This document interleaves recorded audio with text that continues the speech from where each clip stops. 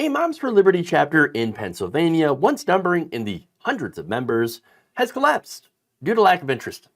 According to a recent report from the Daily Beast, Michael Daly, the last 3 members of the Leahy County chapter met at a local diner and decided to call it quits, when none of the 3 volunteered to keep the right-wing moms group alive.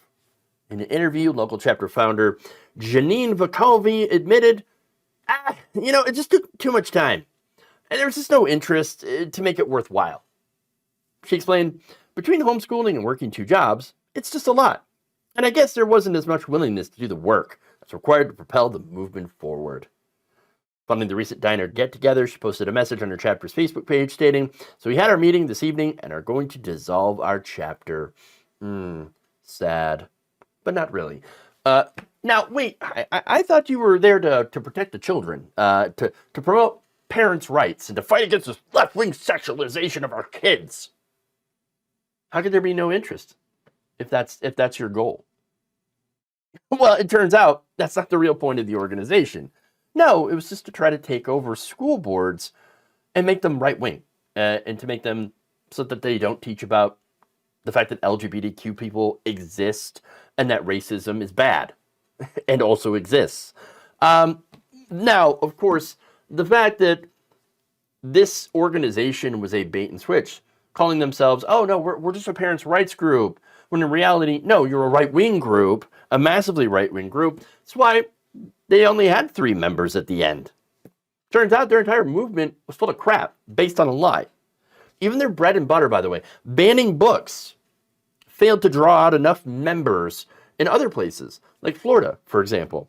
According to a recent New York Times report, a school drew only 1 Moms for Liberty member in a discussion about banning books. I thought this was their thing. I thought they were, again, trying to prevent children from being exposed to the radical leftist gender ideology agenda. It turns out no. Now, when asked about the demise of the Pennsylvania chapter, Vakalvi said, "I think that the most successful political movements are one-issue movements. And unfortunately, parental rights is kind of amorphous. Everyone has a different idea of what parental rights looks like." Well, you know what? Okay, you got that one right. I believe, for example, that if you don't want your kids to read a book in your house, in your home, okay, you have the right to tell them, don't bring that book into my house. Fair enough. Gotcha. That's your decision. That's where your parental rights are clearly, there. Okay? However, parental rights does not mean that you should prevent or be able to prevent anyone else's child from being able to access or read that book by taking it, for example, out of the library, off the shelves, and having it put on a banned book list.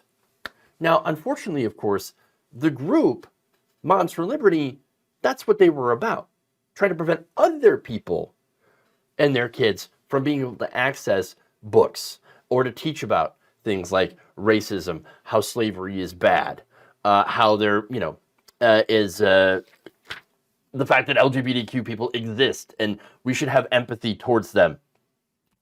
That's what they were about. So I'm glad to see this group fall apart. Okay? I mean, they were a group that was there just to try to fight against any sort of social progress for Black people, minorities, LGBTQ folks, etc. So I'm glad to see them go. Nobody's going to be shedding any tears about this, all right? For example, somebody who celebrated was Brevard County Florida School Board member Jennifer Jenkins, who was a frequent target of Moms for Liberty.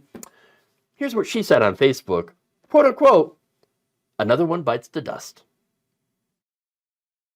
She's right. I mean, they got shut out in the most recent elections. Their candidates ended up losing most of the places that they tried to get onto the school boards, or they lost their positions on these school boards. And so they got routed. A lot of the candidates, too, that supported them or counted on their support, they didn't win either. And it's because the issues that they're espousing, again, parents' rights being an amorphous thing, read about that. Apparently their idea of parental rights wasn't exactly popular with the vast majority of people once they started to pay attention to local elections. The whole reason that Moms for Liberty was so successful is because nobody was really watching these local school board elections. And so they get in there and they promote this message, which again, oh, parental rights. Of course we all, yeah, well, yeah, we all believe in parental rights. And then when they show what they actually mean by it, it's like, oh, no, we're not at all interested in that. Disastrous.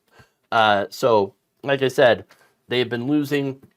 I'm here for it, and I'm sure you all are too.